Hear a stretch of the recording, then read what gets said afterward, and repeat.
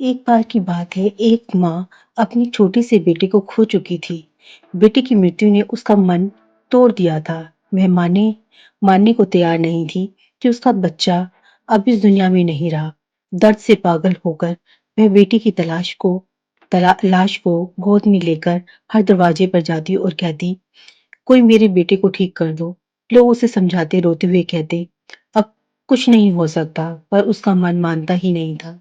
किसी ने उसको कहा, गौतम बुद्ध के पास जाओ, वही तुम्हारी मदद कर सकते हैं। मैं माँ बुद्ध के पास पहुंची, कांपती आवाज में बोली, भगवान, मेरे बेटे को जिंदा कर दीजिए। बुद्ध ने उसे बहुत शांति से देखा और कहा, मैं तुम्हारी मदद कर सकता हूँ, लेकिन पहले तुम मुझे एक चीज ला कर दो, सरसों के दाने कुछ। लेकिन शर्त यह है कि वे दाने ऐसे घर से हो जहां कभी किसी की मृत्यु ना हुई हो। माँ को उम्मीद की किरण दिखी। वह तुरंत गांव में निकल पड़ी। पहले घर गई, वहां किसी बुजुर्ग की मृत्यु हो चुकी थी। दूसरे घर गई, वहां किसी बच्चे की। तीसरे, चौथे, पांचवे, हर घर में किसी ना किसी की कहानी थी। कहीं पिता, कहीं माँ, कहीं बेटा, कहीं बेटी।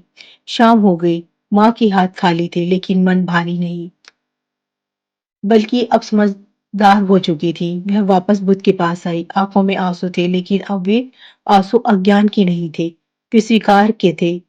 उसने कहा, भगवान, अब मैं समझ गई हूँ, सिर्फ दुख मेरा ही नहीं है, मृत्यु हर जीवन की सच्चाई है। बुद्ध ने शांत स्वर में कहा, यही सत्य है, जो जन्मा है उसे जाना ही है। दुख तब बढ़ता है जब हम सत्य से लड़ते हैं।